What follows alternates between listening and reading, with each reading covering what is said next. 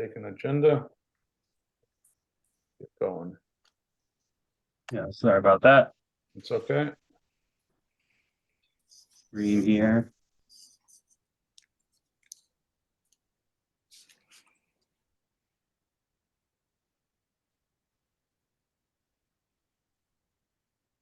One more You can click. see that?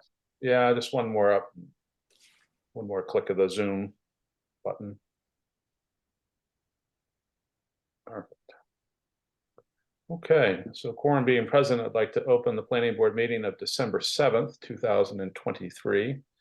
As the recent amendments to the open meeting law allows, the planning board will continue to hold meetings remotely. Adequate alternative access to the meeting is provided through the following link and via phone as well. So first order of business, we've done that, call the meeting to order. We'll introduce planning board members and staff.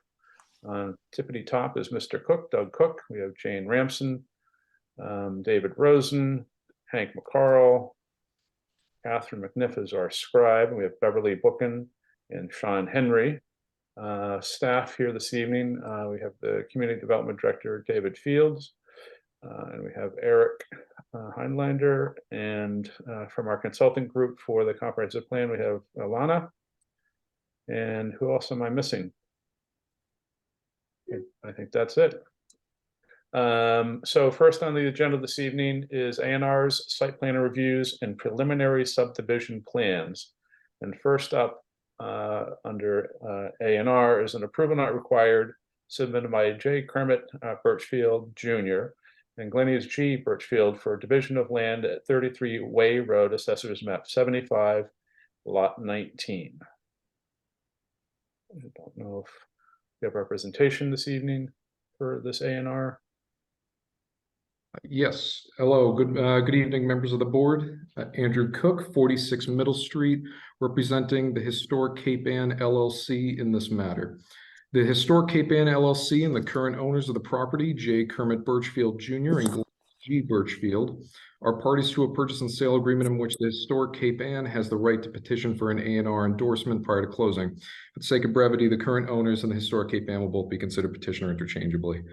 Petitioner owns 1,247,721 square feet of a lot off of Way Road in East Gloucester. The property is located in the R20 zoning district, and the petitioner proposes to divide this lot into two lots, Lot 2B and Parcel A. I can share my screen to show it if you would like. Are you just hand it up? Here we go. Okay.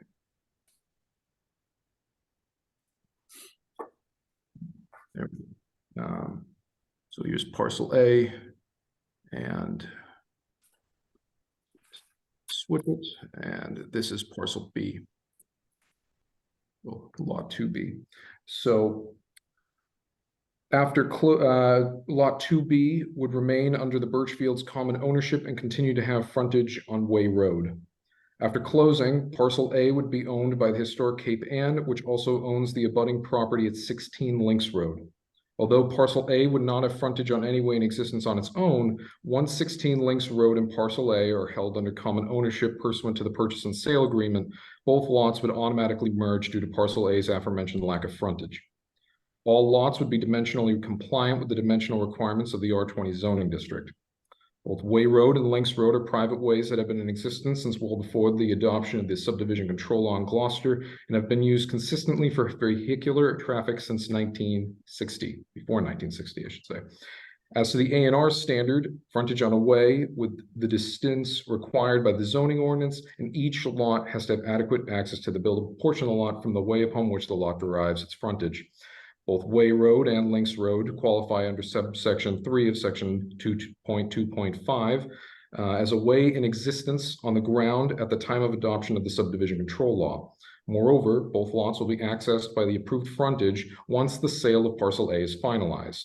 More particularly in R20, 80 feet of frontage is required, whereas after the sale goes through, Parcel A will have 133.34 feet of frontage on Links Road by means of 16 Links Road.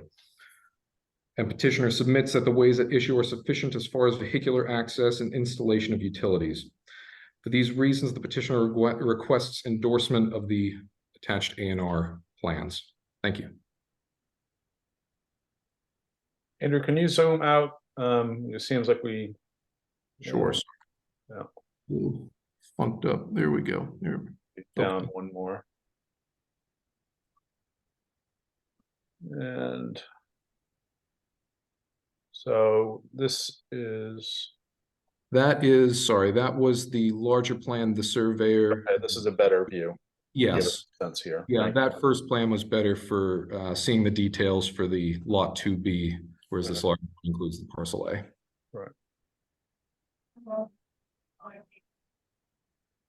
And so the frontage then is derived off of Links Road through historic Cape Ann LLC's lot. Yes, yes, and that is also zoning compliant at the moment. Okay. Good. Eric, do you have any background on this?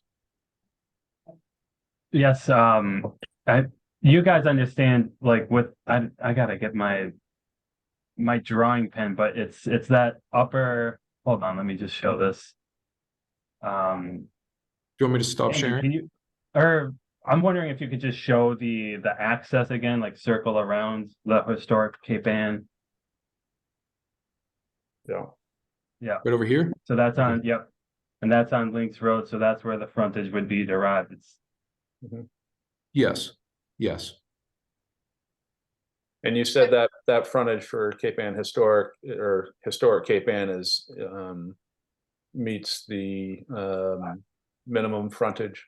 Yes, currently it is 133.34 feet, whereas only 80 feet is required. Gotcha. Okay. But it's not really shown on that legend, so. Oh, gotcha, gotcha. So sorry, you blew that by this a little fast. The parcel A will be, or you'll remove the lot line between parcel A and historic Cape Ann?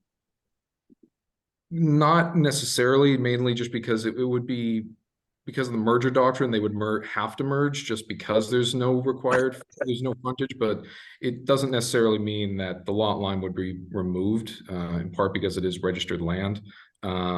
But for legal purposes, they would have merged at that point because of the lack of frontage.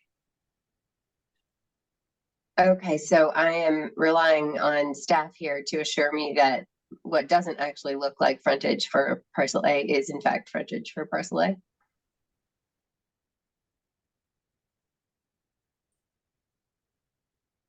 Typically, right. so typically we would erase the line is what Jane's saying between parcel A and what are we calling it? Lot That's 17, right? Yeah. So that would then, unless this parcel A is going to be, you know, deed restricted to not build, right? Because it would not have frontage, unless Andrew, you have a further clarification of what you had mentioned. The only potential complication is just that it's registered land. It should still, though, you know, as far as from a legal perspective, the line, even if it doesn't necessarily go away, it's still as if it was recorded land where the line would effectively be removed if there was a new plan submitted with both of the lots combined. Just because, again, the lots legally would have merged at that point once the sale goes through because of the common ownership. So I don't, go ahead, David. Yeah, so I'm still unclear as to what's going on with this plan. Is the line that's being created the line that is to the left of where it says parcel A? Yes, sorry. And that's being divided off from all the rest of the property to the left of that? The remainder is correct? about all of this, and this is the new lot line separating parcels of 2B. All right. And what is historic Cape Ann LLC? That is the prospective purchaser in this transaction. The closing is kind of dependent on the results of this hearing, and they would, you know, they'd be purchasing this from the Birchfields, who currently own all of it at the moment. Okay, are they a 501c3? historic Cape Ann? I don't believe so. I'm not sure off the top of my head. But I'm not sure off the top of my head. I apologize. Okay, it's Doesn't really it's matter. just a Anyone question. can. It's not really relevant to the A and Yeah. R. I guess I'm there's, I guess concerned. that. So I guess the difference that we don't see a lot of registered land versus recorded land, and I don't know if that's getting to the point of Jane's concern. I mean, it really shouldn't have really any difference. It's really just more of a question of whether or not a new plan having both of them combined in the one lot, further showing that they've merged, would be more of an issue. But again, it's you know, apart from that, it would be it's effectively the same as if it would be recorded. It's just whether or not this lot line could be removed to combine both of the lots. That I'm just not sure of off the top of my head. But again, they would have still merged as if it was recorded land. It's I'm not sure if the register would be a red herring. And if that's the case, I apologize for bringing that up. It's not a red herring, and you didn't, and it has really nothing to do with it. It's just on this map, on this plan, it looks like we're creating a lot with no frontage. Correct. So, and we're going on your assurances here that it is quote unquote legally going to be combined, or will Yes. have to be combined. But Yeah, I don't know that myself. So I just have a Yes. concern that it's not actually an A&R. Oh, I apologize sorry for trying to cut you off. So yes, indeed, if it because of the merger doctrine, yes, both parcel A and 16 Links Road would have to be merged because it wouldn't be zoning compliant, even though parcel A is still zoning compliant pursuant to the dimensional requirements. Otherwise, because it doesn't have that frontage, it's not completely zoning compliant, and as a result, that's why it has to merge, or else it's effectively a useless lot. And it's merged because of the common ownership. Well, which there are lots that don't have frontage, and they're just not buildable. It doesn't mean they can't be a lot. It's just that it can't be an A&R if it doesn't have frontage, if you're not creating a lot with frontage.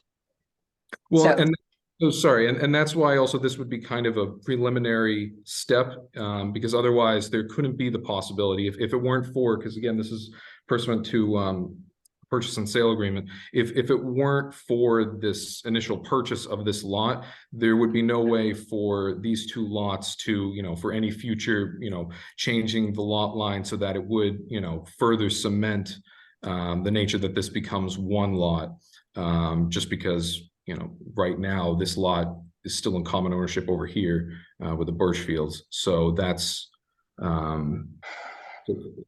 why it's really more of this is the first step, and then anything in the future can only be done after this lot is conveyed. I'm just questioning whether A&R is the right process. That's all.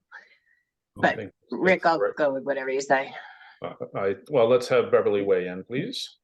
2 questions. First of all, what is the 20-foot wide way? Is this irrelevant to this? Yeah, sorry, that's on this lot. That's irrelevant to this. Okay, it's an easement of some kind. Yes. I'm not an expert in Massachusetts subdivision law, sorry about that. But often when 2 lots are in, at least in other states, when 2 lots are in common ownership, an internal lot line becomes irrelevant. Okay, so does that answer your question, Jane? I don't know if that's the case in Massachusetts, but Oh. It's not a question, it's a concern that A&R is the right process, but I'm just gonna go with it. Any other questions from staff or board members?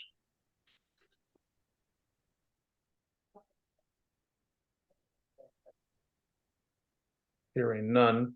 And I share Jane's concern. You know, and I don't know that we necessarily would condition the lots or this A&R that it doesn't have frontage and will be unbuildable until such time. But I think that we can create the lot, and if they need to build on it, they need to demonstrate the common ownership. If in fact everything goes the way they're supposed to. If not, it's an unbuildable lot that they all own. Basically, Historic Cape Ann is buying a piece of the adjoining property, right? Yeah. And we're splitting out a piece of the adjoining property as parcel A.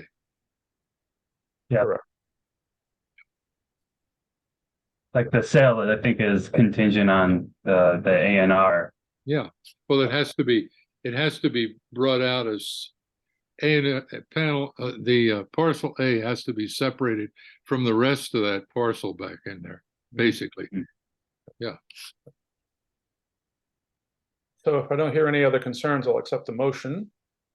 I move that we approve the A&R submitted by J. Kermit Birchfield and Glennis G. Birchfield for division of land at 33 Way Road.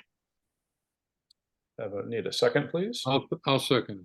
Thank you, Hank. And roll call vote. Eric? Yes, Chairman Newman, Yes. Member Remsen, Yes. Member Henry, Yes. Member McCarl, Yes. I'm sorry, did you call my oh, name? Member Bookin, Yes. Member Rosen, Yes. and Member Cook. Yes. Thank you, folks. Thanks, Andrew. Thank you very much. Have a good night. Mhm.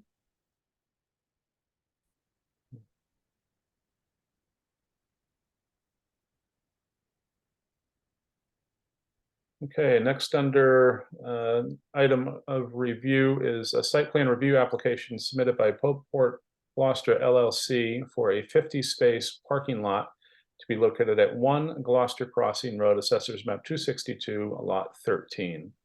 And I believe we've got Attorney Ellison here this evening.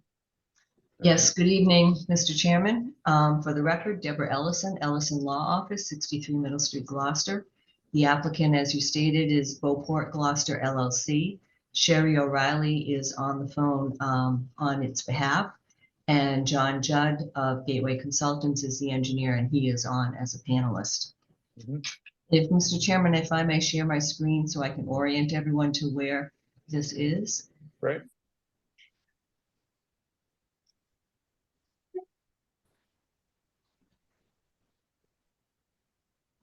Can you see that? Yep.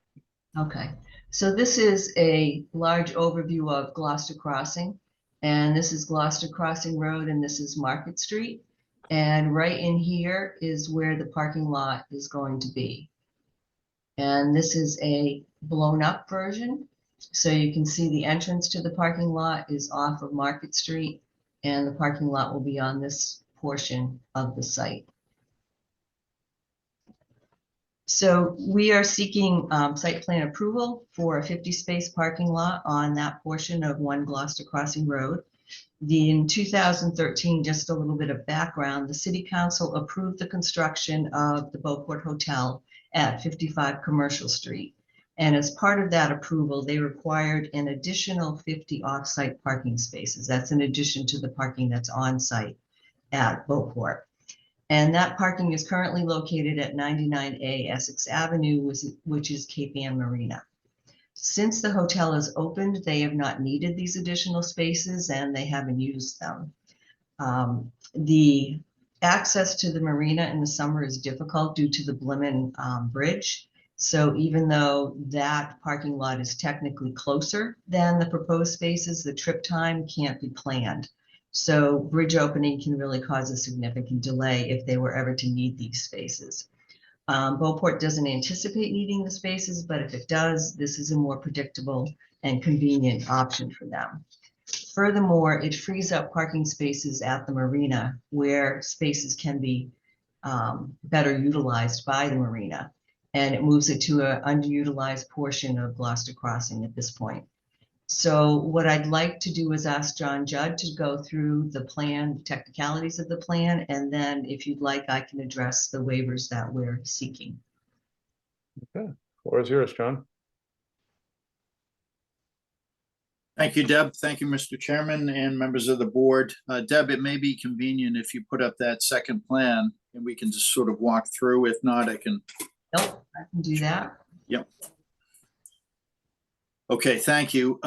So this is, as Deb had pointed out, a proposal for the 50 space parking area on a lot that was previously approved with a special permit for a assisted living facility. And you can see the dashed lines that show the building that was previously approved. It's my understanding, and Deb will go through the lease of this property and so forth. But this is a more or less it's going to be a gravel parking lot that will is intended to achieve the special permit condition that was required for off-site parking for the Beauport Hotel. So what we're looking to do is provide the same or mimic what was approved previously at the Cape Ann Marina, as Deb had pointed out, on a gravel parking lot, as shown on the plan. That is currently, this property is currently vacant. There is a large loam pile that you can sort of see the contours to the left of the bill. Thank you. Right there, and again, that would be removed as part of this. There are proposed boulders there to sort of surface boulders that you can sort of see that would separate or prevent anyone from coming in and using that this proposed designated parking area, for whatever reason. So this would preserve with a gate between the boulders that would prevent anyone from from illegally using this parking area. So that is the extent of it. All spaces are 18 by 9 by 18 as required. We have a 24-foot aisle that would go down the middle. And again, these would be, it's my understanding that these would be valeted parking spaces for those attending events at the Beauport, as needed, if needed, I should say. And historically, that really hasn't been the case down at the Cape Ann Marina. It's my understanding that just really hasn't been used over the years. But in any event, we're proposing a gravel parking area here that would suffice for that condition of the special permit. There is currently an access way down along where the Market Street, there's an M at the beginning there. You can see there's an existing gravel way. We'd be using that same access and just coming in through a 24-foot wide gravel that would be dressed up a bit to make it accessible. And again, a gate would be, you can see the proposed gate right there, and essentially a level gravel parking area. As far as drainage, this whole detention basin, which is right in that location, thanks Deb, that has been designed assuming this whole site was paved and you have roof drains and leaders and so forth from this assisted living facility that is obviously not built. So we have this storage there and the detention for drainage should that, and everything would flow in that direction by the surface. But essentially, this is a gravel pervious parking area that, quite frankly, will not be used. And it hasn't been used historically, and it doesn't anticipate to be used, but it does. It's intended to meet that special permit condition. And I know there's going to be some questions, and that's a brief presentation at this time. And I'll let Deb take it over again. Thank you, John. Mr. Chairman, do you want me to go through each of the waivers? Is that helpful to the board? So I'm sure that we've read them. We know that they're numerous. If you want to go through them quickly, and then if people have questions on one or all of them, and then we can have a discussion on approach. Okay.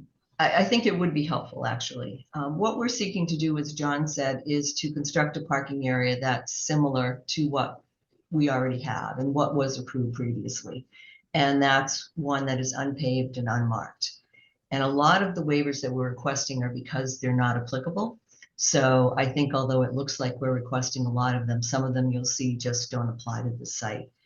Under plan requirement waivers for 5.8.5.1 D, that's not applicable. It calls for architectural plans. There are no buildings being constructed, so those plans really aren't necessary. E is for landscaping. The intent here is to keep this natural vegetation and no intent to do formal landscaping. The parking some distance from both Gloucester Crossing Road as well as Market Street, and a distance from the neighboring properties. So we're trying to keep it as natural and unobtrusive especially if it's not going to be used very much. With regard to G, that is not applicable. There's no FEMA flood zone on this leased portion of the property. With regard to 5.8.52, we are requesting a waiver. This requires a time estimate for the construction as well as cost details. And because we are proposing a simple gravel parking lot, the duration of construction will be minimal and site improvements will also be minimal, and would suggest that that is not necessary. 5.8.53 applies to residential developments, so that's not applicable here. 5.8.54, we are requesting a waiver. That's from the drainage calculations. And I would suggest, and John can address that further if you would like, are not necessary because again, it will be pervious. We're not changing the natural topography, and therefore the drainage will continue to drain where it does, and the drainage retention pond is already there. With regard to 5.8.55, that applies to ADA certification. And I would suggest that since the parking lot is not intended for the general public to come in and park, be no self-parking, that is not applicable. According to the parking management plan approved by the city council, this is only to be used when needed. And it's parking intended for employee parking or hotel guests that don't need their cars right away and would probably be valet parked or, van driving people back and forth, shuttling. With regard to the guideline waivers, with regard to pavement, we are looking for a waiver from that. Again, we'd like to maintain the natural conditions of the site. The parking lot will have a gravel surface and it won't be paved. Limited use for additional parking, and therefore I would suggest that it's not necessary for it to be paved. The current offsite parking lot at the marina isn't paved, and that lot serves many more uses. There is self-parking at that lot, and it's also much more heavily utilized than this lot will be. With regard to parking, we're seeking a partial waiver so that the spaces don't have to be marked. Again, at the current parking lot, the spaces are not marked. They're sufficient size, and that's shown on the plan. They've been measured out by the engineer, so we know that there are sufficient room for 50 cars to be parked. There'll be 2 rows of tandem parking and 1 row of single car parking and 2 handicap spaces, even though we don't, again, think that those are necessary. Utilities, we're also seeking a partial waiver from that requirement that the utilities would be installed underground. And with regard to surface water runoff, again, we have pervious surfaces and it will maintain the natural runoff that is there now. No formal drainage system we would suggest is proposed or necessary. H, the MI district, this is not in an MI district, so that is not applicable. And the character, materials, and scale of the buildings, that is also not applicable because we will have no buildings. And coastal flooding and sea level rise are not applicable. So those are the waivers we're requesting. I would suggest that we meet all of the other guidelines, and we're happy to answer any questions that the board may have. Thank you. Was there a list of waivers, Deb, that you are reading from? Because I see these waivers sort of listed in the review guidelines of the narrative, but not in the way that you just outlined them. I did not, for the ones that were for the parking, they were not listed, they weren't detailed. And the other ones were, so they were listed in the application as to which waivers we were looking for, but the detail that I just gave you was not there. But I could certainly provide the board with a copy of that. I actually have a copy that I could put up on the screen if you would like to see. I definitely need that. Yes, and I need it to print out and I need it on the screen. Okay, let me see if I can find it.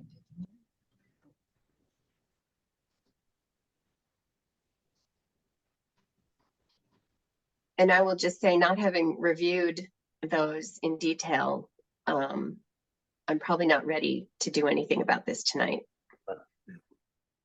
Okay, I apologize. I should have included it, and I, listed it in the application as it was requested, but I should have given you more detail.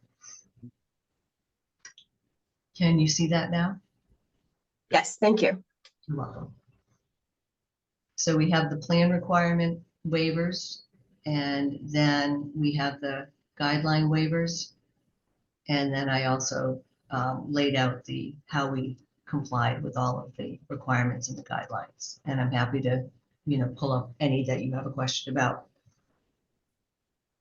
Probably going to be a long list.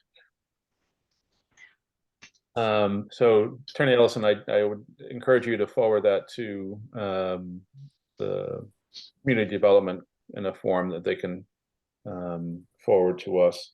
I will. So, I mean, I guess, I'm sure other people have questions. I guess the first question for me is, it seems as though we're trying to solve a condition that was put in place by the city council 10 years ago, being concerned about parking on a new hotel. And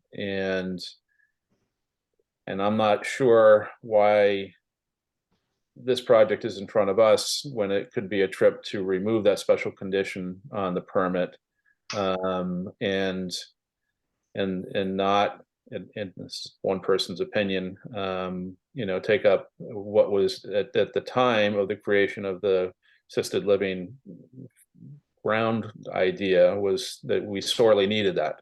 And then all of a sudden there's going to be a long-term lease parking lot that sort of takes up, a third or something of that parcel, which may prevent further development of the property. So those are my ideas. And I know this has been talked about for a little bit of time as far as the parking idea, but is there any sort of backstory of not wanting to go to the council to see if that requirement is still practical? Well, we are going to the council with regard to this request. So this is just the first step. As you may know, we can't go to the council until we have whatever underlying permits we need, and we need site plan review. So we don't know whether the council would have a desire to take away this requirement. And the special permit that was granted allowed the site to be moved, the parking to be moved to different places. It's a express allowance in the special permit. So it was decided that that made a lot of sense to not go in and request that the condition be removed, but in fact to put it in a place that's better not only for the hotel, but also better for KBM Marina. And what it also does is it gives the owner of Gloucester Crossing, the landlord of this parcel, some funding to allow him to continue to carry the lot while he's looking for an assisted living residence. Even though he has not been successful in that, it's his feeling that the city does still want it, so he doesn't want to preclude that completely. And so the reason that there are a few things that we've done to make sure that that's still viable. One is that the proposed parking is to the far left of where the assisted living facility would be. So there's still enough land for that to presumably be built without removing this parking lot, if that were ever to come to fruition. But secondly, the lease that has been entered into is that the landlord has the right to unilaterally relocate this parking, provided he gets the proper permits to do that. So he would have to go through the same process that we're going through. And once he did that, he would be able to build whatever he wanted to build on that parcel. So we're not precluding that from happening. It's as always difficult to go back to a board and ask them to remove a condition. And it's also difficult to explain or have documentation or evidence as to the non-use of something. It's sort of trying to prove a negative. So we felt that this was the best avenue to follow. Okay. Other questions from members? Beverly? Could we see the larger site plan? I just want to make sure I understand exactly where this is in Gloucester Crossing. So Right here is the Halyard Apartments. Okay, And so it's pretty much right across from the Halyard building that is on the corner of Schoolhouse Road and Gloucester Crossing Road. Up here is the and shopping show center. us. Where's the bank? Um, It's now built. I'm just having a hard time. the bank isn't Is shown it- on here. This is the YMCA, Okay, but the plan doesn't go down far enough to show the bank. Market Basket is up here. So as you come off the Rotary. you show go- me Market Basket, please. Market Basket again. I'm just, okay. Can you see where I'm circling? Yeah. I thought that area was a wetland, by the way, but I guess not. Predated- predated- There are wetlands there, yes. There are some wetlands in there, yes. And so we will also be going to conservation before the city council. Well, I share some of the concerns of my fellow board members. So what you're saying is that the landlord has decided that in order to have this lease, which will bring some income to what is a vacant site, the burden will now, from what you're saying, is that if then the applicant wants to build on this site, the burden is now on the owner of the crossing to go to city council and have it removed, not on the hotel, even though it's the hotel's condition. And that's a little problematic. The location of the parking lot per se is not so much of a problem, because even if another building, in this case, the assisted living that had been approved and never built, this parking lot could serve as its surface parking lot. I mean, and it's not such a disruption that you can't revise the site plan. But what you're saying is that you're meeting your requirement. The hotel is meeting its condition of approval, okay? But once the substitute is put there, the burden is then on the owner of this site to go and get it removed so that it can be fully developed. And that is I think that's adds to the concern about this site being appropriately utilized. I mean, a parking lot, an auxiliary unused parking lot is not exactly the best use of this property in the long run. So that is a concern. I guess I would look at it a little bit differently, with due respect. First of all, the landlord has other space on this lot that he actually could develop something there and still leave this parking in place. And it also gives him the unilateral right to move it, which is something that he made sure that he retained. The special permit review, these are all questions I think that you're raising that are more appropriate for the city council to be looking at.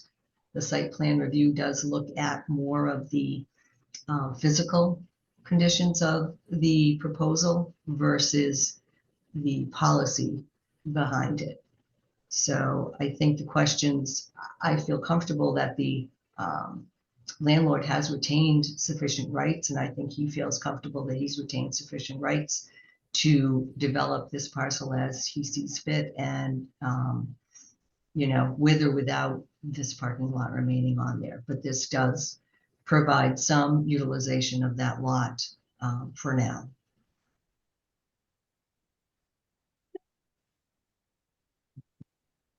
So I guess and again, for members that were here on the planning board, that is, thinking back to another parking lot that came before us under site plan review at 33 Commercial Street. And again, every project stands on its own merits, but that proposal had a lot of the same waiver requests. And so there wasn't a lot to review, frankly. And I think that we're going to have to take a step so that everybody can review and understand the waivers that are requested on this particular project. But I think I guess, again, my instinct is, regardless of what the landlord is confident in, are we creating more problems than we're solving, right? And it would seem that I would take a trip to the council and say, and you've already mentioned several times, both you and Mr. Judd had mentioned several times that the parking that was required at the marina was not used very much, if at all, right? And so to me, a trip to site plan review in the planning board is not an assured thing either, based on all the things we've already talked about. So unless other people have questions, and I think Jane wants time to digest, and so do I, based on the waivers that were put up on the screen, and we could take this up at our next meeting if that's, and we have a little, and we'll give staff time as well to digest what's in Concom to, Chairman? flesh out the other stories. Thanks. Yeah, basically, I think what we're dealing with here is a is a condition. Was it for the hotel that they required this overflow? It was basically overflow parking, I think. And in order to approve the hotel, they needed overflow parking, and so that they made arrangements over at the marina for a parcel over there. And what they're trying to do now is to make arrangements for this overflow parking at this other location up on the hill. There are some positives involved in overflow parking up there that you don't have over near the marina, considering the possibility of higher water. But basically, it's what we're looking at is a movement of an overflow parking lot from one place in the city to another place in the city, and the question is whether that's really the best use for the property at the present time. We understand the relief that would be granted to the owner to have some income coming in, but it's not something that seems to be greatly needed. If it's not needed for how many years it hasn't been needed for overflow parking. The question was whether it was really needed for overflow parking in the first place, but that was a long time ago. At any rate, it's just the concept, I think, that we're struggling with there. Thank you. I think you touched on the epicenter of that, and so I think in my recollection, and Sean was a part of this discussion back in the day trying to permit a hotel, that it may or may not have been a concern. Everybody's concerned about parking, and so this was sort of a solution that I think that was put in place that was feasible at the time, that created the path for final permitting of a major investment in the city. And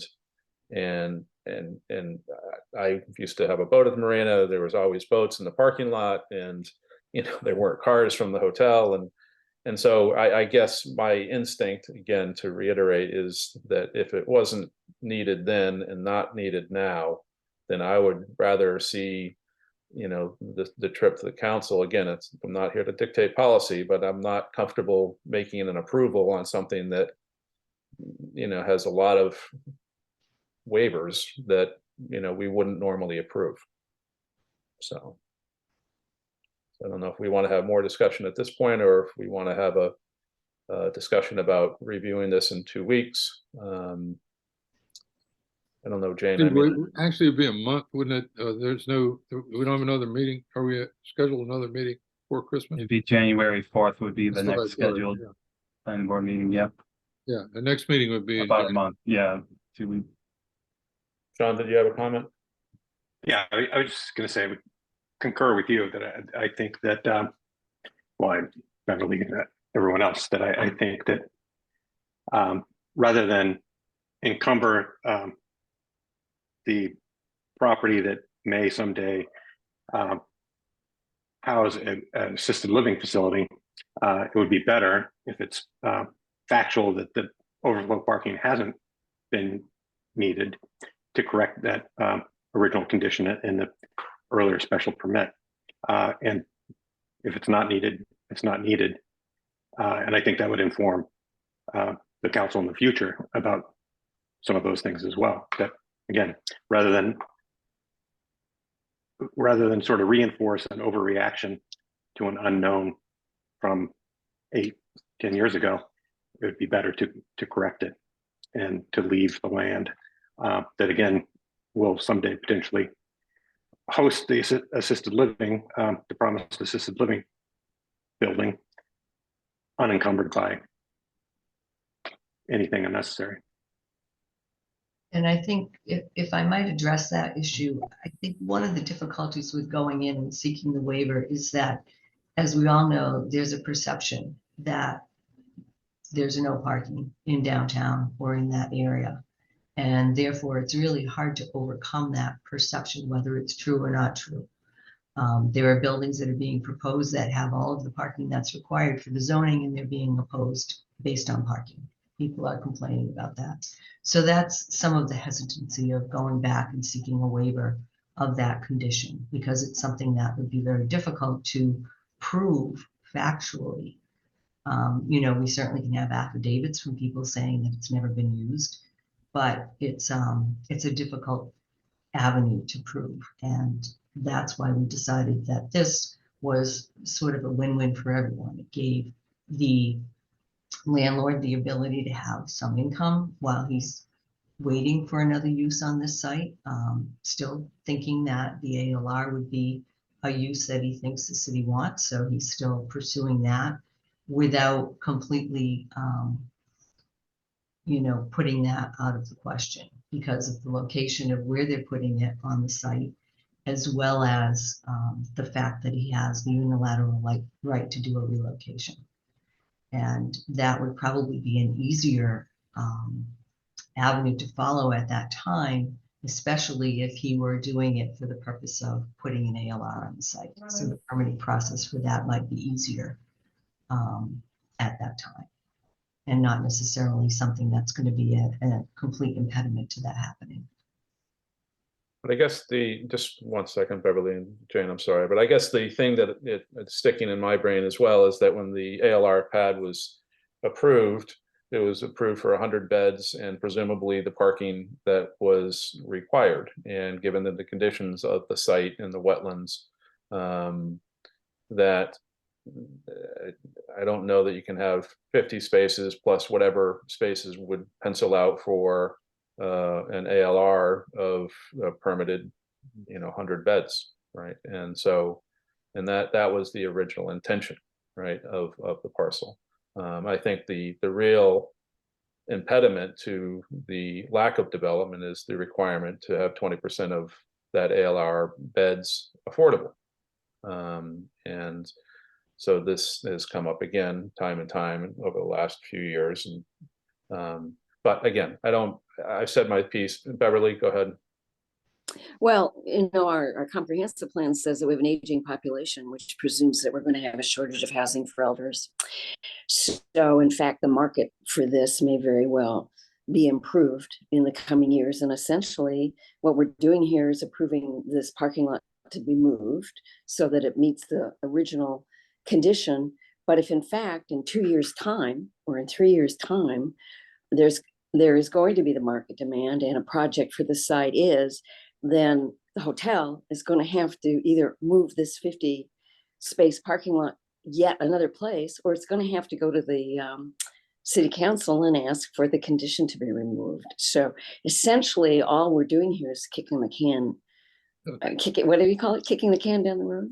Yes. But so that's all the more reason for a stop if it's not necessary and there can be data to demonstrate that. Why not now? Why in 2, 3, or 4 years' time? But I think the team may get this delay until January 4th may also give the consulting team and the applicant a case to reconsider its position, as well as for us to rethink it so that we can come and look at it with the benefit of some thought. Thank you, Beverly. Jane? Yeah, before we continue though, I have a clarifying question. I noticed on the plan, which I printed out and it's really tiny, so I'll try to read it. I wonder if you or John could elaborate on the note at the end, which I think is note number 6, which says final grading, lighting, landscaping, etc., to be developed later and will comply with the GZO. why would that be done later, and when would that be done? I think I'd ask John to answer that question. Okay, so thank you. So as far as the lighting, anything that would be required, should this be approved, any freestanding lighting here as needed would be installed per the regulations to provide adequate lighting if the lot is used. But you can see this is a very unusual situation for everything that was just previously discussed for the last half hour. As far as grading, if there's more grading or curbing or lighting that's going to be required for this lot that really no one, the proponent or the owner, do not actually want to construct, that can all be done. But if there's any need to provide lighting, curbing, pavement, drainage, etc., then that would be provided at that time. But right now, there's been, as pointed out by Deb, we're looking for waivers for all this, just to mimic what is provided down at the marina at this time. And I would echo what Deb has said relative to, you know, those who would be considering anything at the city council for waiving that special permit condition. Is anyone who's been down the St. Peter's parking lot trying to go into any one of those restaurants, you know, it's a challenge, you know, certainly during any event down at the Beauport. So I would agree with Deb that they're going to have a hard time waiving that. Doesn't necessarily solve the condition or the concerns of this board, but you know, yeah, that's really all I can say is right now they're trying to mimic what's down the marina to achieve that special permit condition. So I guess just in terms of straight up site plan review, it just seems odd to say that stuff will be developed later, because if there's going to be a waiver, it seems like you're waiving the requirement for it to be done at all. So if it's going to be developed later, it seems like we should be approving it as part of this site plan review, or else it's not going to be done. So maybe that's something you guys can figure out before Sure. Yep. January 4th. And we've also watched another parking area developed on Long Beach. And, you know, and the standards that were put there were, granted, it was a pay for open air parking, but again, the tenant, the property owner, was run through the mill, right? Afford, you know, ramps and bathrooms and striping and pavement and drainage and all the other things. So I don't know that we're accustomed to granting through site plan review something that's, you know, there's nothing to review, frankly, at the moment. It's an idea and it's a solution, that's fine. But we need to sort of see things on paper and where things are. And simply asking for 3 pages of clarification doesn't make me feel comfortable at the moment, but we can get into it a little bit more later. And I think Please, Mr. Chairman, I believe we should continue this to the next meeting before we make any kind of a decision. Okay. I think Deb was trying to say one more thing. Yes. Go ahead. Sure. I was just gonna point out that a lot of the waivers, as I said, are because they're not applicable. And I think the Long Beach situation is different because where, you know, it's the public is right there directly going into these spaces. Whereas here, this is more of a shuttle you to your car and someone brings it to you type situation. So it is different. Okay, fair enough. So Jane, so January 4th is going to be okay for you guys? That is fine with me, yes. Fantastic. Great. I make a motion that we continue the site plan review application submitted by Beauport Gloucester LLC for a 50-space parking lot to be located at 1 Gloucester Crossing Road to our next scheduled meeting of January 4th, 2024. I'll second that.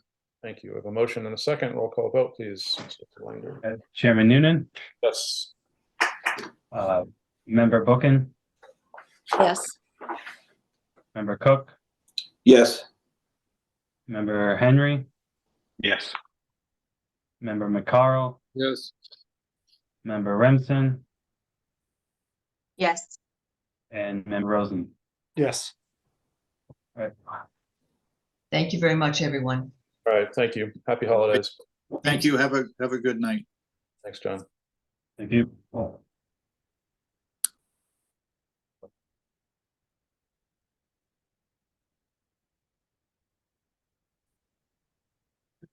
Okay, next is public hearings, definitive open space residential development, OSRD subdivision plan and watershed protection overlay district special permit filed by James M. McKenna Esquire on behalf of Cole Ave LLC to permit a 12-unit residential development at 19 Coles Ave, Assessors Map 213 Lot 20. I did see Mr. McKenna in the cheap seats. But he has asked for us to continue this to our next regularly scheduled meeting of January 4th of 2024. A small typo. I'll be happy to move that we continue till Thanks. January 4th, 2023. I have a motion. I need a second, please. 2024. Yes, ma'am. 2024. Yeah, that's right. I'll fix Yeah, that. thank you, Jane. You're right on top Sorry. of it. Good. 2024. Going in the Wayback Machine. Yep. So we have a motion and a second. I need a roll call vote, please, Eric. Yep, Chairman Noonan, Yes. Chairman Bookin, or sorry, Member Bookin, Yes. Member Cook, Yes. Member Henry, Yes. Member McCarl, Yes. Member Remsen, Yes. and Member Rosen. Yes. Okay, Continue to January 4th, 2024. thank you, sir. All right. Alana, I know it's been riveting. You're up next. Update on community outreach for a comprehensive plan initiative. Hello, everyone. How's it going? Got 13 minutes. I'm teasing. You got 14.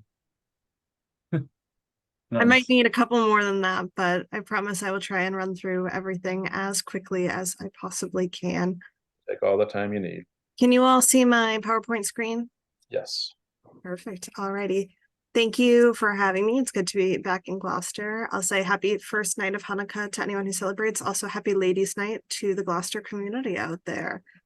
So tonight we're just going to go through a sort of mid-engagement update, just talking about where we're at and where we can go from here. So first, I'll just start by a couple save the dates for all of you and folks who are watching at home, watching the recording, etc. We're going to talk a little bit through the schedule at the end of the PowerPoint, but I just wanted to let you know what was coming up. So as you know, our engagement tools are closing in 5 weeks on January 12th. After that, my team gets the fun job of really analyzing what you all have said. And we're going to do that for about a month. And on February 14th, Valentine's Day, you can think about it that way, we're going to be launching our aggregated community engagement summary, which will summarize everything we've heard. And it will also pair with a virtual pre-work activity that lets folks read the engagement results and sort of move through the next step of starting to write the vision. And again, we'll talk about this all in more detail once we're at that point, but we are going to have that on our project website, and that will be open for about 2 weeks in advance of our in-person drafting workshop at City Hall, which will be on March 9th. This will be folks' opportunity to come in person and help us start writing the first draft of your community vision, your core themes, and your goals. And then we'll take everything we've heard from that virtual pre-drafting activity, and for those who are able to join us in person, and our team will start to condense that and consolidate what you're saying into our first working draft, which we will have publicly available on April 1st, which will start our community review process. The way we do everything is we talk to you, we hear some stuff, we make it into something, we come back and ask if we heard you right. So that entire process will continue throughout the rest of the project. And that will be a virtual community review period, but we'll also have an in-person opportunity at City Hall on May 4th. So those are just some save the dates for now, but we'll talk a little bit more through the actual schedule at the end of the presentation. And I know the part you've all been waiting for is this sort of mid-engagement update. And so A little bit of a drum roll here. I will say that these numbers are from 10 a.m. this morning, and I can tell you I know that our survey numbers already went up from when I put this down. So right now we have almost 1,300 participation points, which is about 43% of the outreach goal that you set for the entire project. And we still have 5 weeks to go just for this engagement period. So I'd say you're doing pretty great so far. And we have, I'm going to go through each tool individually and just sort of tell you where we're at with them. On our crowd map, we've had 105 responses so far. 22 of them are recommendations for live and working, which is, residential and commercial development. 30 are places folks wanted to see preserved or protected. Those are natural places, ecosystems, historic resources, things of that nature. 28 recommendations were under the serve and connect question, which was about sort of like utility expansion and transportation kind of improvements. And then we have 25 that are under new ideas, which are just sort of folks' ideas for the community that didn't fit into one of the other 3 categories. For our meeting in a box, we've had 7 meetings in a boxes that we've received the results for. We know that lots more have already occurred, so we're looking forward to seeing the results of that. But for the ones that we've already received, that's 43 total participants. And we know that there are a few public meeting in a boxes that are coming up. So I'm not going to read them all, but they are on our screen right now. And they're also on our project calendar, which is on the project website. So these are opportunities for folks in public to attend these meetings in a box and weigh in. Tabling, the city staff has been busy around your community. Right now, again, we know more tabling events have occurred. One even happened at Ladies' Night earlier today. But we have 2 that we were told about by 10 a.m. this morning, which reached about 120 participants. And here are some more upcoming tabling events. Again, these are all on the project calendar. And then the survey, which is the bulk of your participation right now, has received 1,011 responses. As I mentioned, I know that number has already gone up since 10 a.m. today by about 25 participants already. And just a little breakdown of who's taking your survey so far. It's mostly year-round residents, which is what we expect, right? 90% of your survey responses are from year-round residents. We are hearing from part-timers, which is great. It gives us a different perspective. And then particularly, we love to hear from non-residents and understand these are folks who are connected to your community, but have made the decision not to live in Gloucester. And so maybe it's a decision they made personally. Maybe there's environmental factors that made that decision for them. So understanding why they love your community but aren't living in it is really important for us to understand potentially how Gloucester needs to move forward or what changes could be made to make your community more livable for other folks. But as you can see, we've got city employees, folks who work in your community but don't live there, people who own property but don't live there, former residents, and then folks who are just interested in the community. I think most of those folks were from Rockport, so people who are around the community. And now I want to talk through sort of who's taking your survey. This is how we're measuring representation for this period, because this is the one real tool that asks demographic questions. And so I'm going to go through a couple of different identities that we're seeing sort of some real underrepresentation that we want to talk about with you all. And for each of them, you'll have a table on the right that shows you the survey population, which is in blue, versus the town's population, which is in that red color. And this just shows you the difference between representation.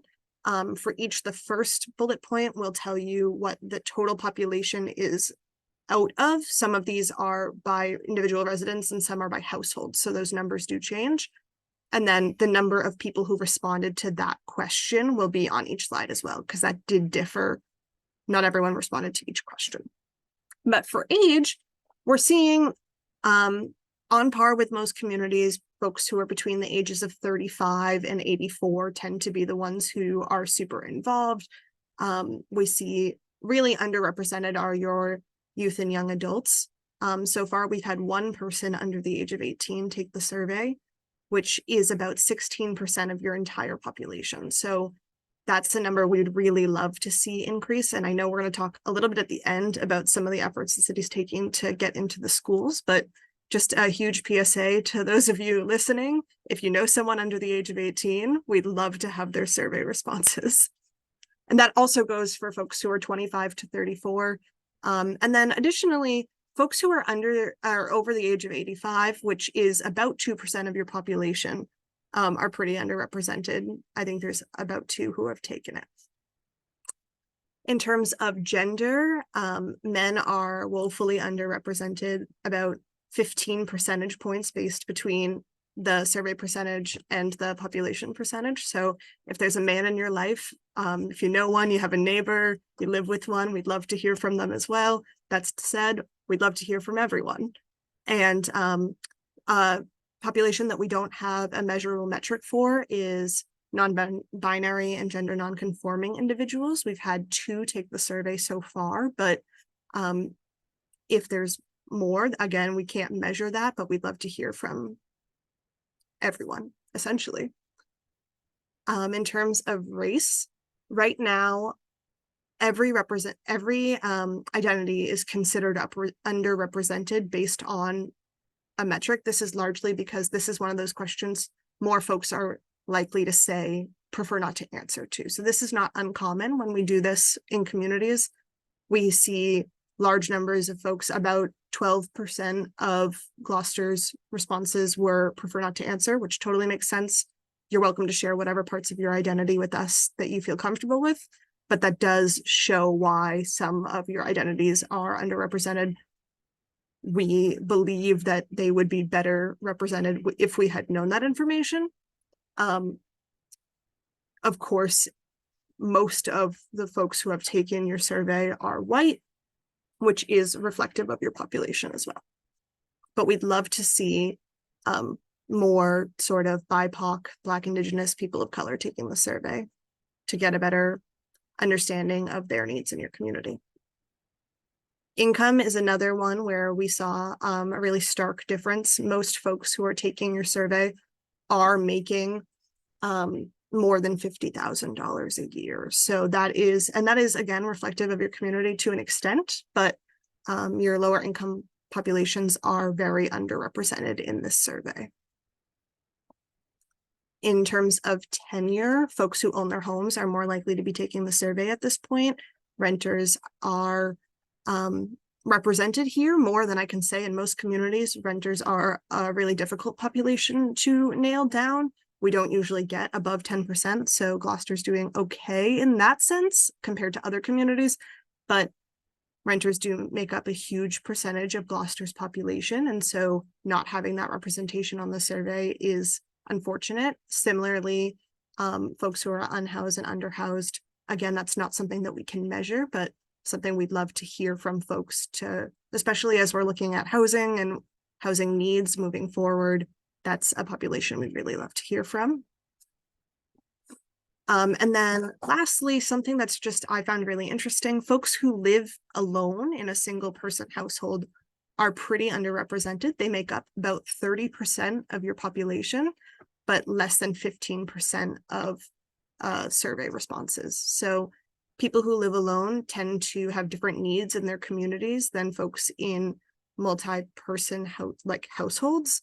Often they rely on their community a little bit more for social interaction and social services because they don't have that in their own home always. That's an overgeneralization, but because they do make up 30% of your community, I'd love to hear from more single person households as well. And then this is not something that we can measure per se, but we do look at how long folks have been in Gloucester or associated with Gloucester. We've only had one person who's moved to Gloucester in the last year take the survey. That is a little understandable. Folks are still getting their bearings, figuring out where to learn about their community. But that's a really interesting perspective. It helps us understand what's currently drawing people to your community. And also potentially whether or not those needs are being met, something they thought was going to be a positive your community, but they didn't receive in that first year or things of that nature. Of course, Gloucester is a wonderful community that has lots of families who have been in the city for years and years and years, and that is reflected here. Folks who have been in the community for 50+ years are the most represented on the survey so far. Again, that's not something we can measure. I don't know what percentage of Gloucester residents have been in the community for more than 50 years, but it is an interesting thing to look at. And then I know if folks are on our email list, they might have seen I said, come to see which neighborhood is leading engagement right now. And it is Central Gloucester, which does make a little bit of sense. Central Gloucester is one of your larger neighborhoods, but these are all of the neighborhoods and sort of how participatory they've been. We're seeing that Central, West and East are sort of leading the charge here, and Riverdale just behind that. But some of our neighborhoods are on the lower end. So this is sort of a plea if you're in those neighborhoods, if you know folks in those neighborhoods on our lower end, we'd really love to see additional engagement. This helps us understand geographic needs and how they differ across the city. And then we know that Pierce Island is mostly seasonal, so that's not as surprising that they are not represented here, but if you know someone, we'd love to hear from them. And then sort of where do we go from here, right? And so your largest representation gaps right now, as I mentioned, are your youth and young adult, particularly those under the age of 18, men, your BIPOC and Hispanic residents, lower income residents, renters, and single person households. That's just from a mathematics standpoint, those are your largest gaps. And right now your city is doing a lot to reach folks. You know, you might have seen the lawn signs that are going up around the city. We've been sending out all these emails, including the plan mailing list. I will say I've been sending out emails. A lot of folks who have signed up, their emails are bouncing back. So if you thought you signed up, but you haven't been receiving emails from us, check your email and feel free to go back and sign up again and make sure you get your email right. There are the upcoming public opportunities, the meetings in a box, the tabling. I know there's direct outreach going on and the social media sort of been blasting. And Eric, I'd love for you to jump in if there's anything I missed on here that's going on that the city's doing. I want to make sure that we're congratulating your efforts. And I just grabbed these from the things that I know about, but I know there's so much going on. Clearly your efforts are working because your engagement numbers are doing really well. Yeah, I mean, this sort of captures a lot of what we've been trying to do. You know, there are some like neighborhood businesses we may reach out to, but if there's time permitting, but these are like high traffic areas like barber shops and other type of spots. But yeah, I think this kind of captures most of what is happening. And we have gotten many requests for the meeting in a box. We've given out lots of materials. I'm not sure how many have been like turned in yet.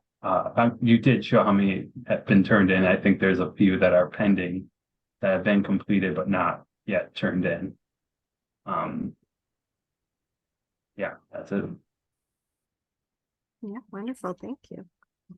And then the real question is sort of what are your opportunities moving forward? Something that I was thinking about right now, youth and young adults, particularly your college age folks, which were pretty underrepresented.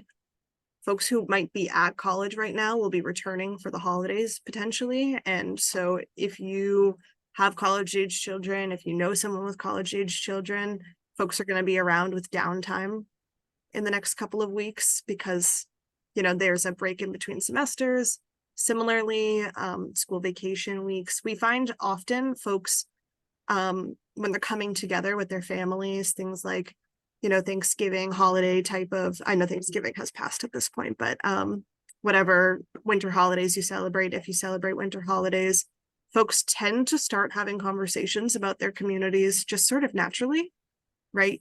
Folks oftentimes, I don't know if your table looks anything like mine, but folks start complaining about the things they might not love about their country or their neighborhood or anything like that. And so that's a really great opportunity to tell folks, well, there's an opportunity right now for you to really voice your concerns or what you love about your community, what you need from it, particularly impacting really local change right now. Word of mouth is really just undeniably one of the greatest ways to get the word out. Folks are far more likely to participate in something because they heard a friend talking about it than because they saw a flyer. It feels more like a personal invitation. It feels like, oh, that person who I know and love is doing this, I'm going to do it too. So there's definitely a lot of opportunities. And I will say, I know for planning board members, at the very beginning of this project, we did that network mapping assessment where you all sort of identified the people in your networks and the groups that you're connected to. And we'd love to hear how that sort of effort is going from your perspective. Have you been able to reach the people that you sort of identified as folks that you'd reached? Is there any support we can give you to get those communities? Yeah, David, I see your hand. Yeah. So Alana, with the network mapping assessment, is there a way, so in like that second or third circle, I don't have email addresses for a lot of those, potential contacts. Yeah. What's the best way to, and I don't mind actually going, kind of knocking on doors to get people to do it, but what do I give them at that point to do the survey in particular? Because I think that's, the most significant thing.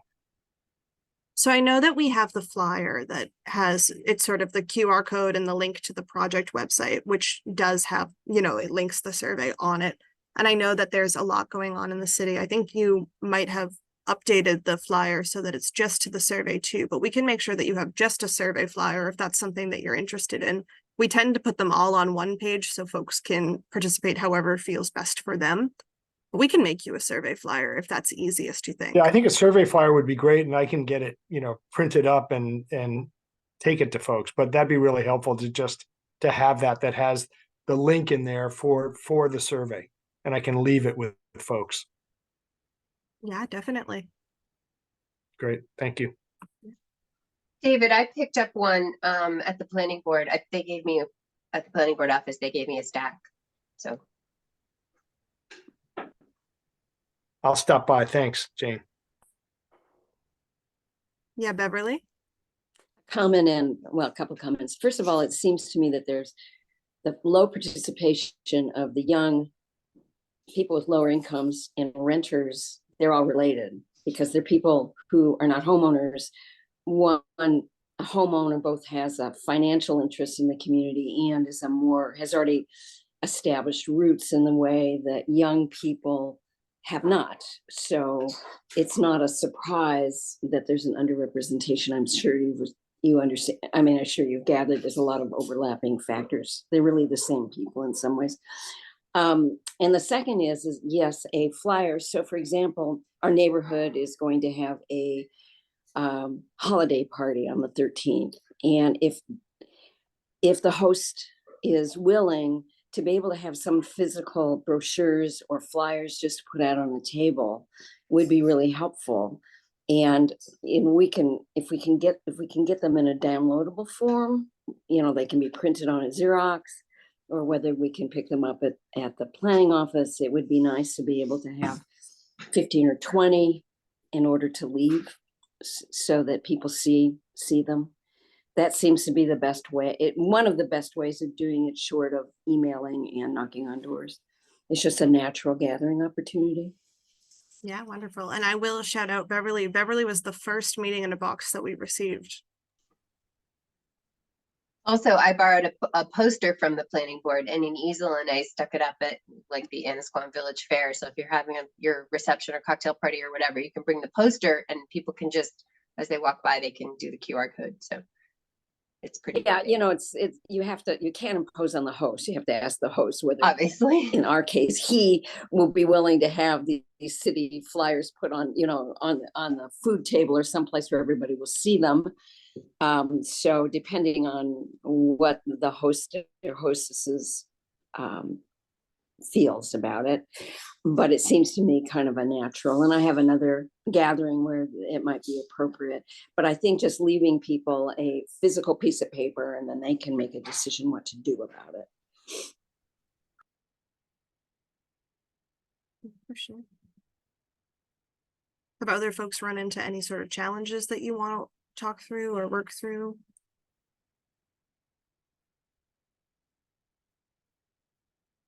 Cool. All righty. So, Alana, so what's the target to sort of talk about the folks on in the younger age bracket? What's the approach to, I mean, in your past experience and seeing what the numbers are, initially for us, I mean, short of, wrangling the college kids while they're doing laundry at home or, rushing out the door to go see their friends. Yeah, are you saying sort of what's the grab for them? Well, I mean, so in past sort of meeting in the box or surveys, so you identified the gap, right? How do you address that gap? I mean, Things that we've seen be really successful, and I know the city is working on right now, getting into the schools and potentially having, one or a few meetings in a box with the Gloucester. Forgive me if I'm mispronouncing. Yeah, the youth leadership council. Yeah. Which is a great opportunity for sure. Something we've seen in other towns is if anyone's friends with any teachers, like especially around the holiday season, the curriculum tends to be a little bit more lax. They might be watching movies. There might be extra credit opportunities. We've had teachers offer extra credit if a student can prove they took the survey, which is a really great way to get numbers really quickly. We've also had teachers, particularly in like civics classes or gov classes, who make it part of the actual class curriculum where they take, 15-20 minutes and talk about what it means for like civic engagement or local government structures, and then have the students take the survey as a really actionable way to learn about their community. So that's worked. Also, having meeting in a boxes versus the survey is an opportunity there too. We've had teachers who really want to talk about civic engagement do that.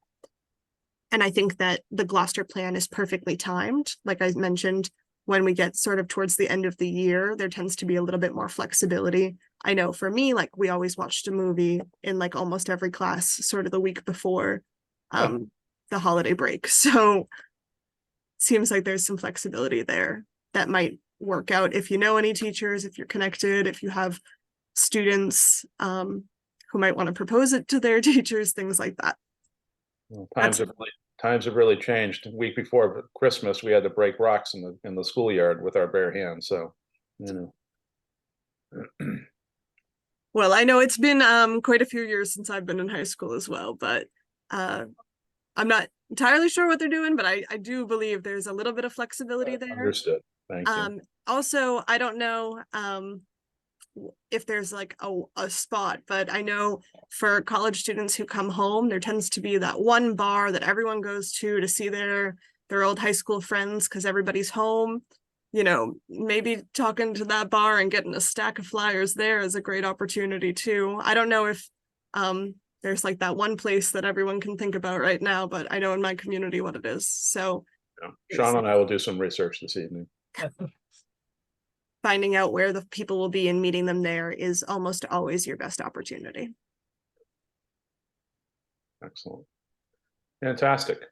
Well, any other questions before we let Alana go? Thank you for your concise discussion and a little bit more timeline here. Yeah, I'm just gonna really, really quickly, and then I'll let you go. This is sort of where we've been. This is the sort of first half of phase 2, and you can see the first half of phase 2 sort of wraps up on that 12th of January, but you can see your engagement's will have been open for 13 weeks. So we have about 5 weeks left.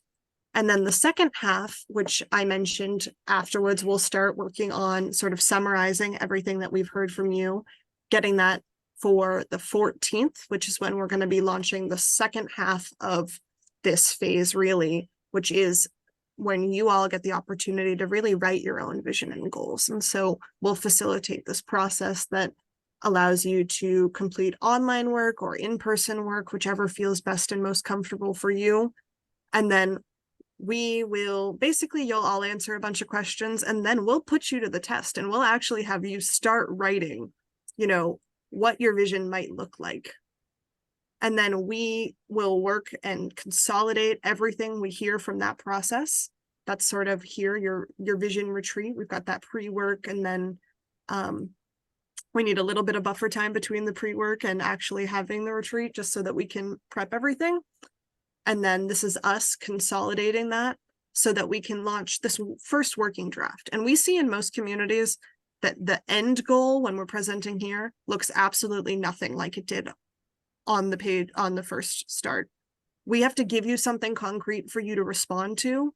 And oftentimes communities just want to rewrite it completely once they see what has come together. So we're totally comfortable with that. We hope that we get it as close as possible, but it's going to be consolidating a lot of work into, you know, a 2-page sort of document. This is where you'll have that opportunity to really say, I really love this part. I really hate this part. Let's redo this. Let's combine this here. And you'll have the opportunity to really just sort of redline all of your changes that you're hoping for. And then with that open in-house opportunity as well, we'll take that all, we'll revise it again, and then we'll present it to you again. Mid-May is when phase 2 is wrapping up. Okay. So Eric, I got to put you on the spot here, buddy. Mhm. What do you see wrong with this slide 5 times? What do I see? What the numbers? It's 2023. I just noticed. 2023. There it is. Yep, 2023. Me and Eric have a lot in common. We'll fix our dates before we put any materials out. We're very I know we're minded. I know that we're working on minutes from 2020, but I mean, seriously. Right. I will fix the calendar before we get these slides up. That's all right. Right. I got 3 emails already. Sean, Mr. Chairman, yes. just quick question for Elena about,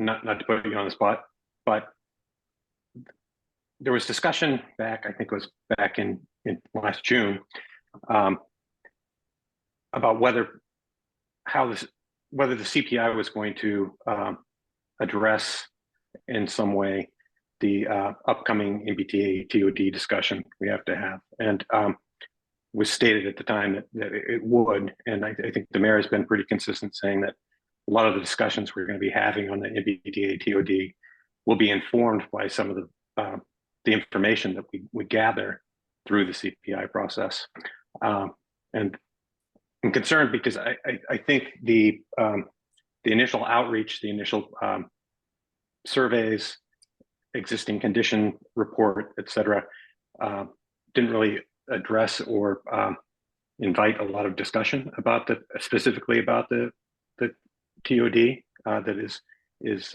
looming. And so I'm wondering, will it be within this period of, again, February through May?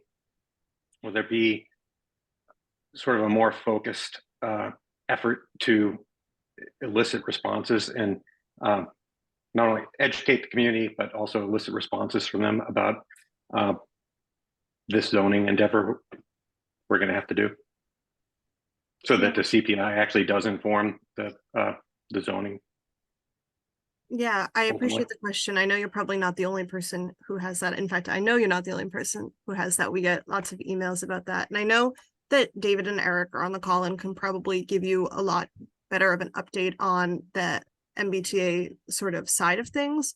What I can say is that these are separate but overlapping processes, right? And so the timeline by which MBTA needs to be done and your comp plan needs to be done don't exactly align. Our hope is that our engagement is providing you with enough information where you're hearing about people's real hopes. But in terms of the actual MBTA, I know that is a separate initiative that Correct. working to get folks sort of dually involved in the future planning of your city. But our team is not working on MBTA specifically. But Yes. then if we're not, if your team is not working on MBTA, not specifically, because I know that there's no drafting of ordinances here. There's no sort of necessarily visioning for what the TOD might look like within the comprehensive plan. But it has been stated repeatedly that the CPI will inform that TOD discussion. And if there's nothing that directs the conversation within the CPI to actually touch on that, again, not specifically about how high buildings are going to be, et cetera, but just in general, then I wonder what the information will actually be, what the CPI will inform, or how the CPI will inform that other discussion, because they are in the end really two different Yeah, targets. I would default to Eric and David on that. I don't want to be inconsistent with the messaging that you're putting out, but what I can say is part of this initiative right now is really understanding where your community would welcome change. And I think that could be a potential opportunity, particularly when we look at sort of like the crowd map, where folks, I mean, obviously it would need to meet requirements for sure. I understand that there's a whole level of that as well, but I know Eric and David are on here, so I default to you Well, all. It's a great question, considering this evening, I think in front of the Budget and Finance Committee at the City Council, I don't know the exact details of what happened, but we did request assistance from the state from the One Stop program. We were approved in Budget and Finance, I believe. We're hearing it tonight. So these are two separate tracks, but I think what Ilana is alluding to with the crowd map, with people, discussing housing. I know housing is going to stick out. It just will. It's on everybody's mind. But I believe like with the TOD discussions, that will be sort of like a separate, I mean, it's not a separate, like this will inform what happens with that, but it is kind of a little bit apart. And we are requesting assistance to help us with that. Yeah, Mr. Chairman, this is David, if I may. Yes. All right, sorry, I was having microphone and camera trouble, but I'm back. So to address Member Henry's question directly, we did receive a positive recommendation tonight from Budget and Finance. So I think what I was at least trying to relay throughout this process was all of the qualitative information we're receiving from the community coming in will hopefully inform our work going forward for the zoning compliance piece. So all of the info we're receiving based on all of the elements, but also specifically housing, can feed into the consultant's work for the zoning. I think there'll be ample opportunity there. We're scoping for multiple meetings for just specifically MBTA zoning compliance, if that makes sense. But hopefully that consultant won't need to start from whole cloth. They'll be able to take what Ilana and Jen and her team are doing, translate that into zoning compliance modeling, and then we'll go from there. Does that make any more sense to anybody? I think, David, thank you for that. Again, these are, and I understand that there are two complicated planning efforts that are happening concurrently. And when we put the RFP out for a comprehensive plan initiative consultant, we didn't say, but you need to help us with TOD as well, right? And so we have to appreciate the fact that these two planning efforts will move along concurrently. They have different goals and aspirations and charges, frankly. But the hope, I think what Sean is talking about is that there's cross-pollination, and I think you touched on it too, David, of the two efforts, right? So you're not starting from zero. Here's something that's going along. The information's all available online. It's readily available. Glean what you want from it, moving forward in your TOD exercise is a technical assistance exercise. But there are two different masters here, right? Meaning there's a comprehensive plan that will live for 10 years. And then there's the TOD thing that we have to comply with Massachusetts state law.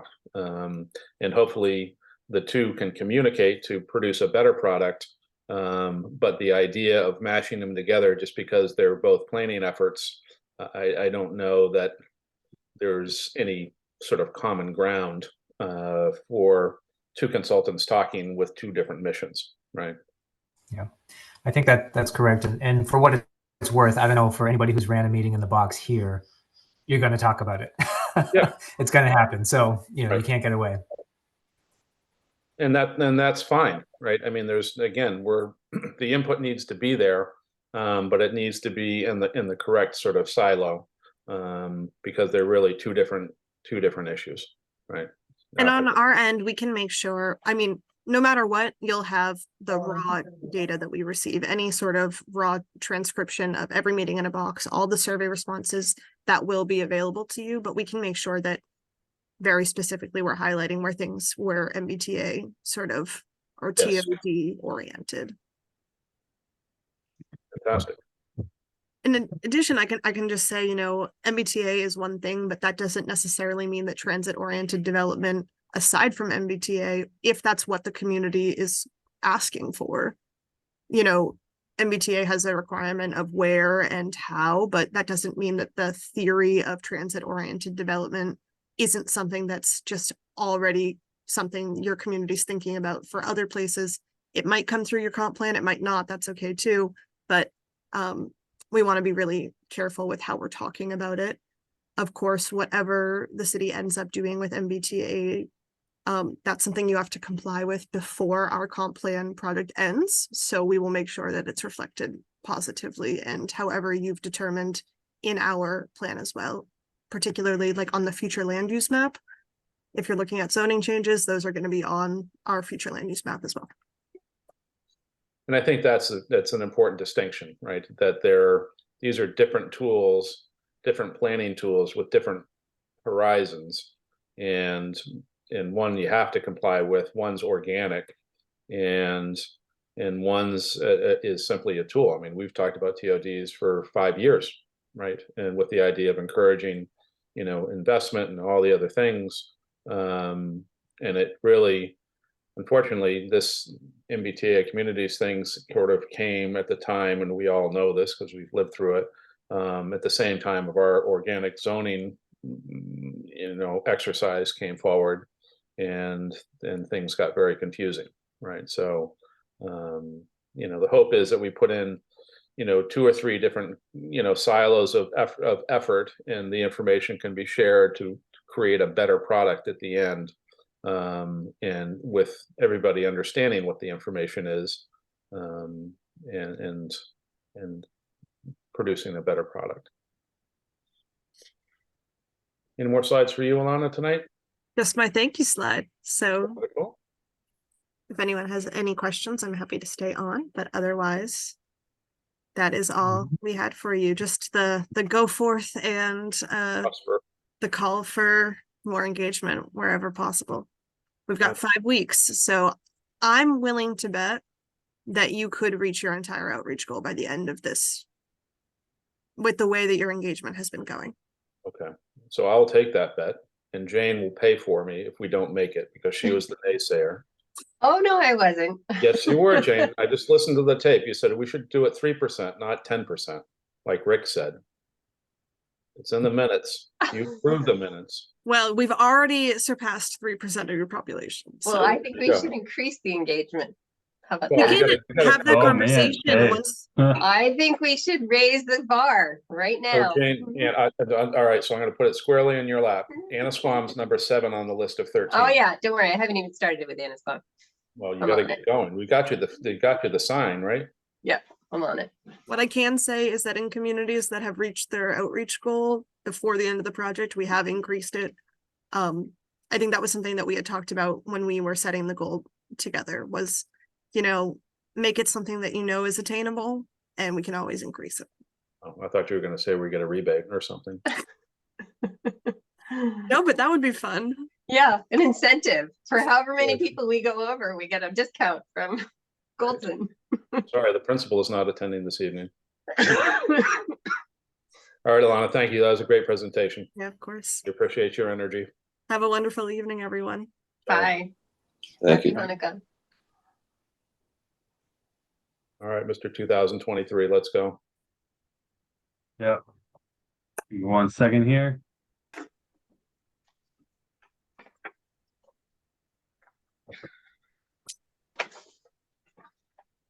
Okay, we took care of Alana. Other business, decision to adopt cluster development special permit for 171 and 281R Magnolia Ave and 607 Western Ave, Assessors Map 198, Lot 20, 206, map 206. Oh, Jesus. Sorry about that. Well, okay, so decision to adopt a cluster development special permit for 171 and 281R Magnolia Ave and 607 Western Ave, Western Ave, Assessors Map 198, Lot 20, map 206, Lot 9, map 199, Lot 11. And I take that back. So I made a few last minute edits at 3:30 this afternoon to this, and I don't, is this, oh yeah, there are my comments. Thanks, Eric. Here we go. Yep. It's Yeah. on a Google Doc right now, but I believe you some of your comments. Oh, yeah, was that the, okay, This is a different format than what you sent it. Sorry, I just wanted to save something to get it into the Google Drive. yeah. But this is, this is more of my comments on than you need to show everybody, but that's okay. Okay. Did everybody read it? Because I did really well. So if you didn't, it's okay. okay, thank you for that, Jane. I stopped at page 7. I will say, Eric, I have a question for you. It's referring to a driveway versus a street.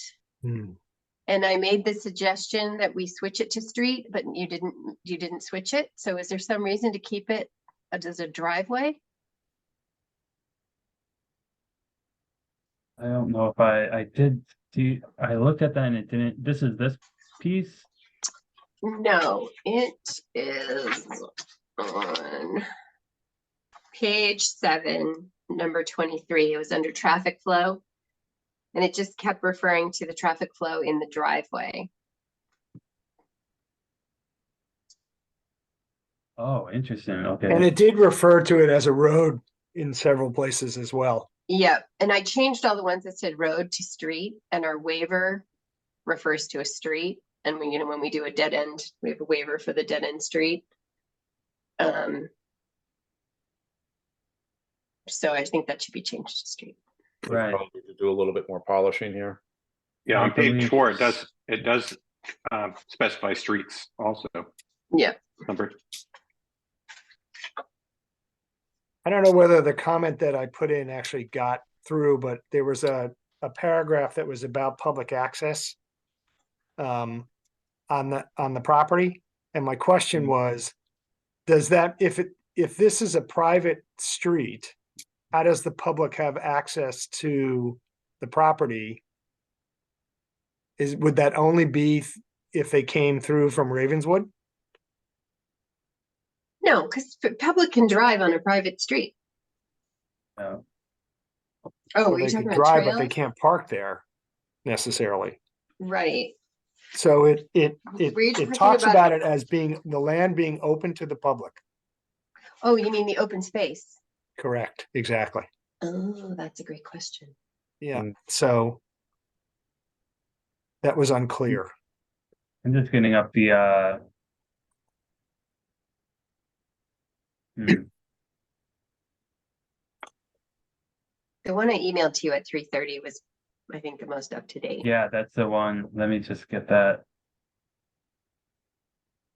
Okay, here. There it is.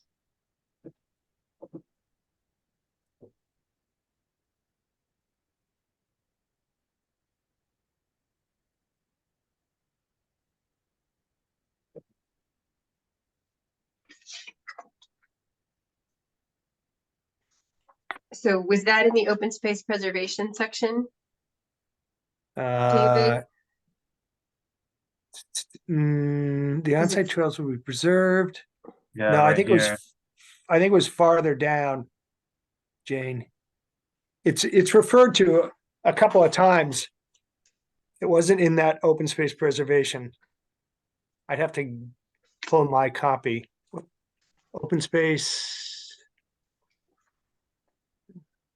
provides public pedestrian access. It's in that open space for recreation, section 12. This part. Correct.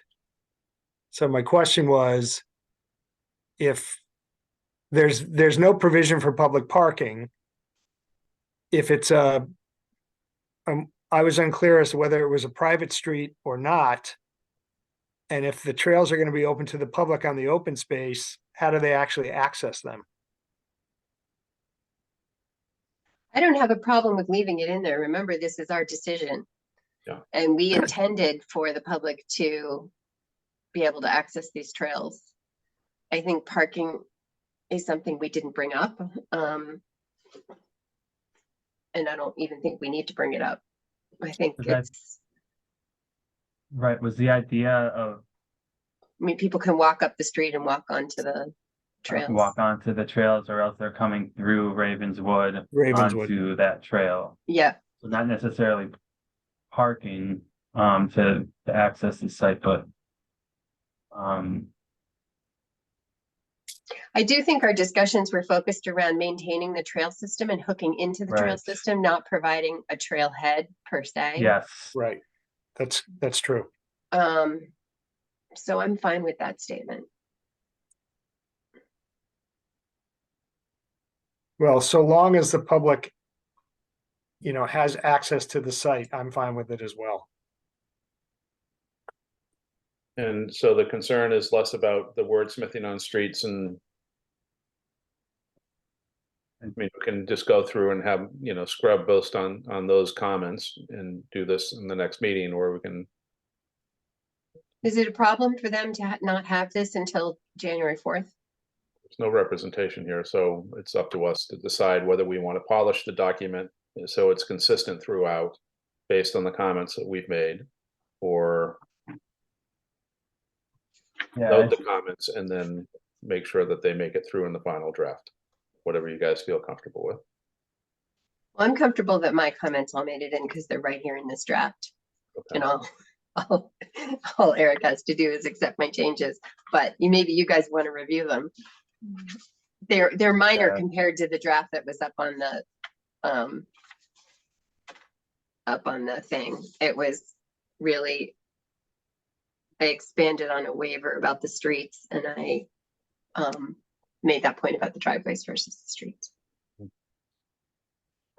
So consensus of the board, want to motion to adopt with the edits or postpone to the next meeting? I move to adopt with the edits. We have a motion. Yes. Second, Mr. Cook, we have a motion and a second. Eric, floor is yours. Chairman I Noonan. just want to clarify that that's the Oh, draft yes. that Eric received from me at 3:30 today with my edits. Right, and David, I did not, I'll have to, I don't think I received the draft with your edits. Well, that's on me. So Okay, I'll sure. I'll find my note, but I think we've addressed it here. Right, and just making streets and driveway consistent throughout the document, not, That should we can definitely clarify that, and we'll send back a more polished version to you guys to take a look at, yeah. No, if you vote on it now, you don't get to send us a more polished version. This is it. Oh, Call This a is it. question, Mr. Chairman. We have a motion, a second, and with the specified edits submitted today, December 7th at 3:30 Eastern Standard Time by Jane Remsen, board member. I will require a roll call vote for a motion to adopt. okay, Chairman Noonan, Yes. Member Bookin, yes. Member Cook, Yes. Member Henry, Yes. Member McCarl. Member Remsen Yes. and Member Rosen. Yes. I can feel the weight on your shoulders already, Eric. Eric, you can send it to me again, your final Mhm. draft, and I'll just make sure that all the edits are incorporated properly. Yeah. I got you. One day Does Greg it- doesn't it- show up. Got all these tough things. Yeah. Think it's gonna be 2023 for another year, right? It's gonna be living in the past. But I Greg, acknowledge, Greg texted me and he's like, you can't make any more edits at 3:30. I guess I can. need an agenda, please, Eric. Yep, sorry. Or I'm sweating over there it is. there. Okay. So we got rid of the cluster thing. We got to do some minutes, meeting schedule, and things that weren't reasonably anticipated.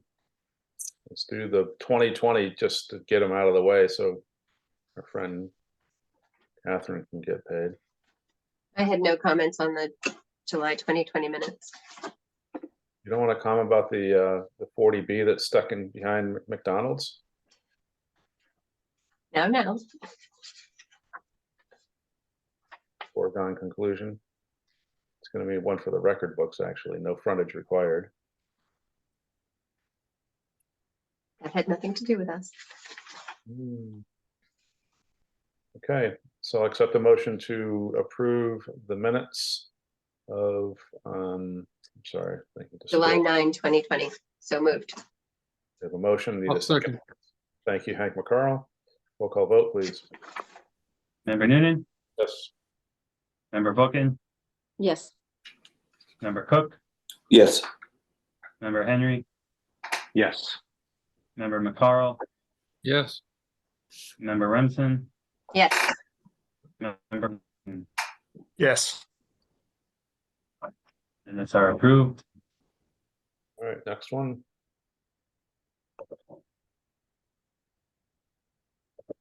The next one is from my favorite year. Yeah, 2023. You got that? I had a quick comment on the top of the second page. You scroll down, it says member Rosen makes a motion to consider the above preliminary subdivision plan, and then there should be the Oh. word review Yeah, after the word plan. And then at the very end, it says is a roll call vote with one abstention due to absence, and it says Rosen. I think it's, I don't know if David wasn't there, but I wasn't there. So I abstained. I believe I was there for that meeting. What's the date? What's the date? Can you go back up to the top? It's the No, November 16th of 2nd. November. No, it's just whether you were there November 2nd, the date Oh, of the right. minutes. I was not there November 2nd. Rosen, Remsen, what's in the mix? Yeah, I was there. Okay. You so were there on the 2nd. Yep. And Remsen was not. correct. Correct. Okay.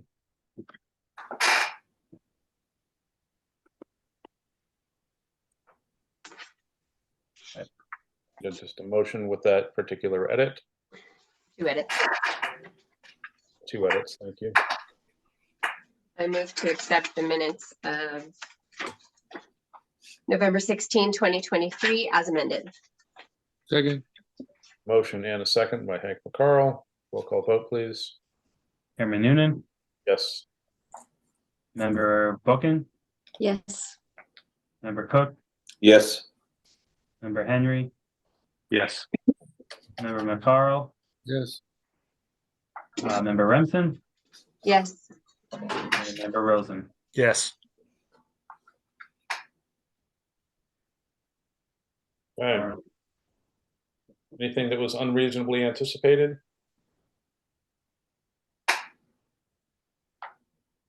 Hearing none. Move to adjourn, Mr. Chairman. Hang on a second, Hank, don't rush me. I gotta see what's going on here. That's still the minutes. Eric, I need to thank you. Okay.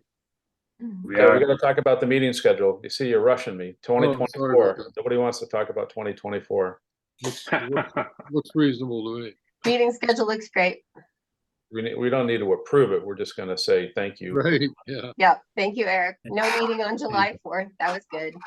Right, I think that's the long break. I should try to bring those up here. I don't think so.